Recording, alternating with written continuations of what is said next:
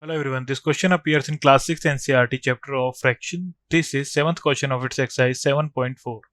So the question says that find answers to the following. Write and indicate how you solve them. Is 5 by 9 equal to 4 by 9? So firstly हम इन्हें like fraction में convert कर लेंगे 5 by 9 and 4 by 5. So इसे हम multiply कर लेंगे 5 by 5 से and 4 by 5 को मल्टीप्लाई करेंगे 9 by 9 से हो जाएगा 25 and 45 हो जाएगा 9 4 जा 36 and 45. So these fractions are not equal to, so 25 by 45 not equal to 36 by 45. Part B is 9 by 16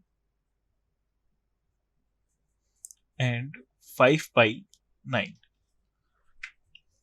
so firstly इसे लाइक फ्रैक्शन में कन्वर्ट करेंगे. सो लाइक फ्रैक्शन में कन्वर्ट करने के लिए इसे हम 9 से एंड 5 बाई 9 को 16 से मल्टीप्लाई करेंगे 16 बाई 16 से. तो हमारा 9 9 जा 81 एंड 16 9 जा 144.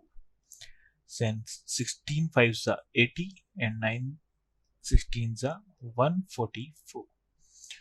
So 81 upon 144 and 80 upon 144. These fractions are not equal, so they are not equal to. Part C is 4 by 5 and 16 by 20. So इसे हम 4 से मल्टीप्लाई करेंगे 4 by 4 से. So ये हमारा 16 by 20 and 16 by 20. So these fractions are same. So यहाँ पे आ जाएगा साइन इक्वल टू का. So is 4 by 5 equal to 16 by 20 is equal to? So आ जाएगा yes. यहाँ पर आ जाएगा no. Then part D is 1 by 15 to 4 by 30. Same like fractions में convert करने के लिए इसे हम 2 से मल्टीप्लाई कर लेंगे. सो हो जाएगा 2 by 30 and 4 by 30. So these fractions are not equal to, so यहाँ जाएगा not equal to means no.